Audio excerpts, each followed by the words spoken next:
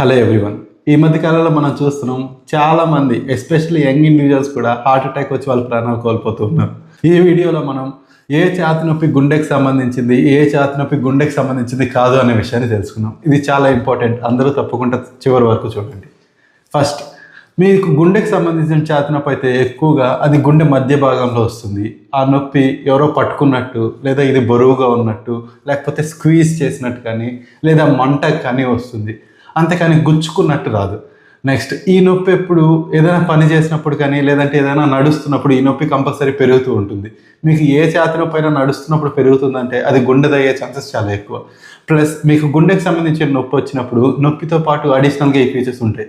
మీకు ఆయాసం రావచ్చు, ఒళ్ళంతా చల్లబడిపోవచ్చు, ఒళ్ళంతా చెమటలు పట్టవచ్చు, లేకపోతే గుండె దడ రావచ్చు. సో మీకు ఛాతీ నొప్పితో పాటు ఈ ఫీచర్స్ ఉన్నాయంటే మీ ఛాతీ నొప్పి గుండెదయ్యే ఛాన్సెస్ ఎక్కువ అని అర్థం. అలా కాకుండా మీకు నొప్పి కానీ గుచ్చుకున్నట్టు వచ్చినా, లేకపోతే ఇక్కడ నిప్పుల కింద భాగంలో ఇక్కడ ఏదైనా గుచ్చుకుంటున్నట్టు నొప్పి వచ్చినా, లేకపోతే మీరు అటు ఇటు తిరిగినప్పుడు నొప్పి పెరిగినా కానీ, లేకపోతే శ్వాస తీసుకుంటున్నప్పుడు మీకు నొప్పి పెరిగినా కానీ, లేకపోతే నడుస్తుంటే మీకు నొప్పి తగ్గిపోతున్నా కానీ, ఇది గుండె నొప్పి అయ్యే ఛాన్సెస్ చాలా చాలా తక్కువ ఉంటాయి. ఇది మీకు కండరం పట్టేయడం వల్ల కానీ, లేకపోతే ఇంకేదైనా కండిషన్స్ వల్ల మీకు నొప్పి అయి ఉండొచ్చు.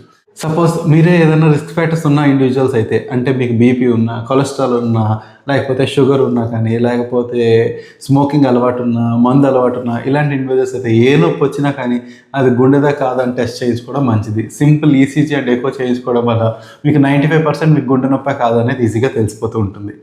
ప్లస్ మీకు ఈ ప్రాబ్లమ్స్ రాకుండా ఉండాలంటే ఇయర్లీ వన్స్ అన్నా కానీ అట్లీస్ట్ గ్రేటర్ దెన్ 40 years ఉన్నవాళ్ళు బీపీ, కొలెస్ట్రాల్, దాని తర్వాత షుగర్ ఎలా ఉంది, ఈసీజీ, థ్రెడ్మిల్ టెస్ట్, ఎకో అనేది చేయించుకుంటూ ఉంటే మీరు ఫర్దర్గా హార్ట్ అటాక్ రాకుండా ప్రివెంట్ చేయడానికి హెల్ప్ఫుల్గా ఉంటుంది.